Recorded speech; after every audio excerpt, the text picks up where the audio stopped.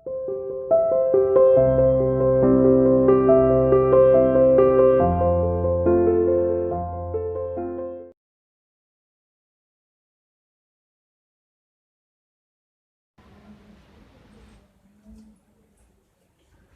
Students, welcome to CR international school online classes. आते हैं बेटा अपने ग्रामर में फिर दोबारा से chapter number 13 kinds of sentence पर। ठीक है बेटा, मैं एक बार फिर दोबारा से रिमाइंड कर रही हूँ। सेंटेंस क्या होते हैं? A group of words which makes complete sense. ठीक है, विच हैज कंप्लीट सेंस। एक शब्दों का ऐसा समूह होता है जिसका सार्थक अर्थ निकलता हो। ठीक है, अगर उसका कोई अर्थ नहीं है तो वो सेंटेंस नहीं है। फिर हम आते हैं इसके काइंड्स पर। हम काइंड्स पढ़ रहे हैं ना इसके, जिसमें सबसे स्टार्टिंग में असर्टिव सेंटेंस पढ़े थे बेटा हमने, जिसको हम साधारण वाक्य बोलते हैं। फिर हमने इंटेरोगेटिव सेंटेंस पढ़े हैं, क्वेश्चन मार्क वाले, जिनके लास्ट में क्वेश्चन मार्क होता है। फिर इंपेरेटिव सेंटेंस हम पढ़ रहे हैं अब हाल फिलहाल। इंपेरेटिव यानी कि आज्ञार्थक वाक्य।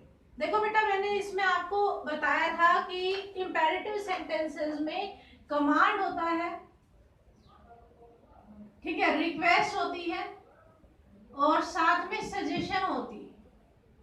ठीक है, मैंने आपको ये भी बताया था कि कमांड की पहचान होती है हमेशा कि ये ऐसे सेंटेंस, यानी कि कमांड वाले जो सेंटेंस होते हैं हमेशा ही वर्ब की फर्स्ट फॉर्म से स्टार्ट होते हैं, और जो रिक्वेस्ट वाले जो सेंटेंस होते हैं उनमें प्लीज काइंडली का यूज होता है।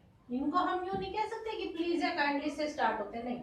इनमें सेंटेंसेस, इन सेंटेंसेस में कहीं पर भी प्लीज काइंडली का यूज हो सकता है। ठीक है, यानी कि यूं कह दें हम, जिस भी सेंटेंस में प्लीज या काइंडली का यूज होता है उन्हीं को हम रिक्वेस्ट सेंटेंस बोलते हैं। नेक्स्ट है सजेशन। इनमें हमें कोई काम करना चाहिए या हमें कोई काम नहीं करना चाहिए, इसकी सलाह हमें दी जाती है, इसका सुझाव हमें दिया जाता है।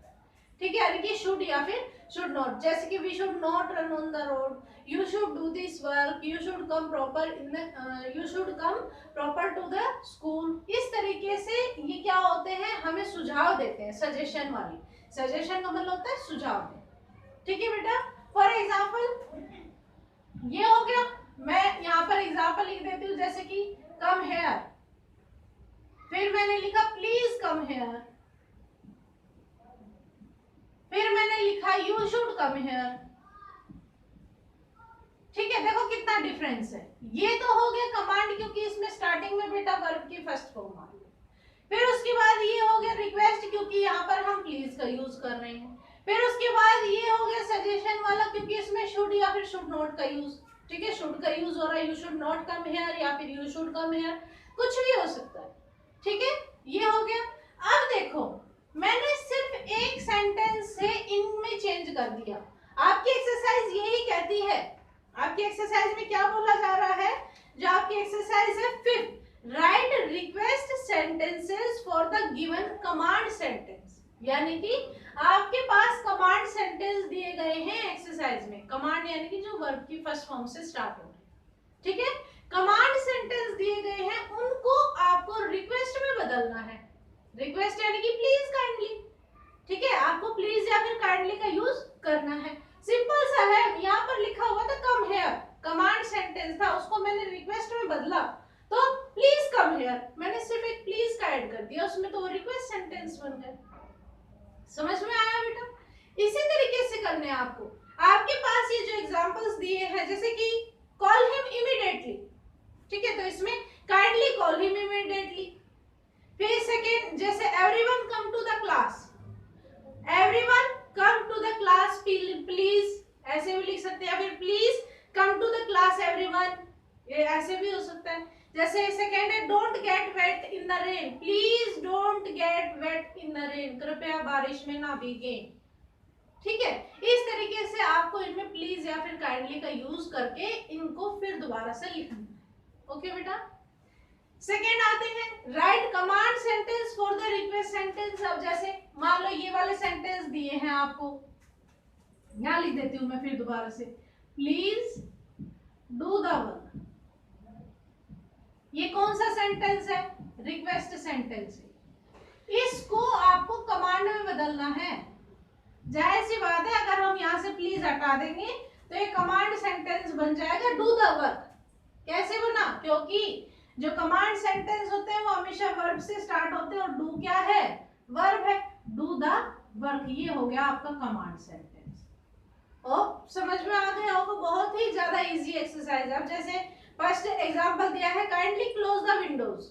आपको यहाँ से काइंडली को हटाना है, क्लोज द विंडोज लिखेंगे तो कमांड सेंटेंस बन जाएगा। ओके बेटा,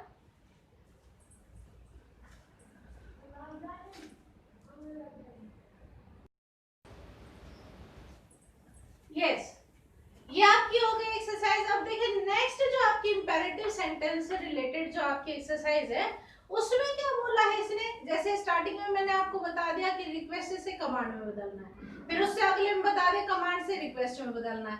अब हम आते हैं कि suggestion sentence for the given command sentence दिए हुए हैं आपको। कौन से सेंटेंस दे रखे हैं? कमांड। इससे आपको उन्हें सजेशन में कन्वर्ट करना है। ठीक है, जैसे कि मैंने बोला प्ले हेयर, ये कमांड सेंटेंस है, प्ले हेयर, क्योंकि वर्ब के फर्स्ट फॉर्म से स्टार्ट हो रहा है। इसको आपको सजेशन में बदलना है, तो इसमें हम क्या लिख देंगे? You should play here. ठीक है, बस मैंने खाली क्या ऐड किया है? यू शुड ऐड किया है। देखो प्रोनाउन तो हमें लगाना पड़ेगा। ठीक है, प्रोनाउन हम यू वी दे यानी कि उसमें से जो भी सुटेबल है वो प्रोनाउन हम वहां पर यूज करेंगे। अब जैसे कि मान लो यहां लिख दूं don't play on the road, तो इसमें वी शुड लिखूंगी मैं, we should not play on the road. देखो रीजन क्या है? क्या रीजन है इसका कि मैम यहाँ तो आपने यू का यूज किया और यहाँ पर वी का यूज कर रहे हैं। इसका रीजन ये है कि ये तो हमने उसको बोल दिया, ठीक है, बट ये सभी के लिए है। इसका रीजन ये है, ये तो हमारे लिए भी तो है। ऐसा थोड़ी है कि तुम मत खेलो रोड के ऊपर, हम खेल सकते हैं, नहीं ना, कोई भी नहीं खेल सकता। सड़क के ऊपर किसी को भी नहीं खेलना चाहिए, हमें भी नहीं खेलना चाहिए, उनको भी नहीं खेलना चाहिए, किसी तीसरे को भी नहीं खेलना चाहिए। इसलिए हम यहाँ पर वी का यूज करेंगे, we should not play on the road. ठीक है, एक ऐसा सजेशन जो सभी के लिए जरूरी है, जो सभी के लिए नेसेसरी है, उसके लिए हम वी का यूज करेंगे। ओके बेटा, जैसे कि don't use knife.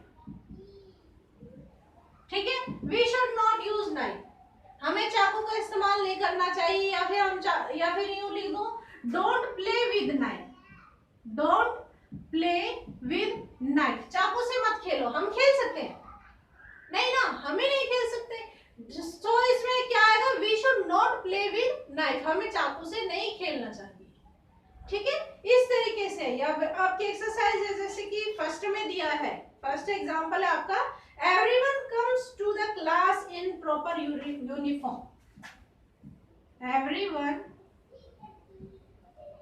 comes to the class in proper uniform। इस तरीके से आपका कोई एग्जांपल है, तो इसमें आ जाएगा we should come to the class in proper uniform, हमें क्लास में प्रॉपर यूनिफॉर्म में आना चाहिए। तो सबके लिए ना, जरूरी नहीं है कि वो सामने वाले स्टूडेंट तो प्रॉपर यूनिफॉर्म में आ सकते हैं, हम नहीं आ सकते। नहीं, हम भी तो स्टूडेंट है, अगर हम भी उस क्लास के स्टूडेंट है तो हमें भी प्रॉपर यूनिफॉर्म में आना चाहिए। तो सभी के लिए आ गया कि we should come to the class in proper uniform. ठीक है बेटा, इस तरीके से आपको ये एग्जांपल्स करने हैं। Okay students, thank you.